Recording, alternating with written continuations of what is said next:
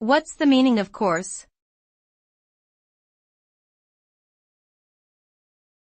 Course.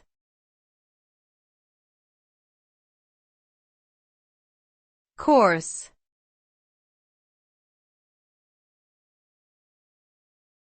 Course.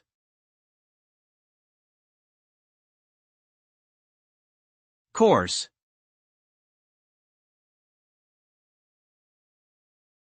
The word course has multiple meanings depending on the context. It can refer to a direction or route taken, as in the ship altered course.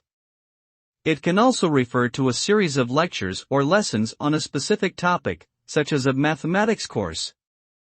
In addition, it can mean a meal served at a particular time, such as the main course. Overall, the meaning of course is determined by its usage and can be categorized into different contexts including direction, education, and dining.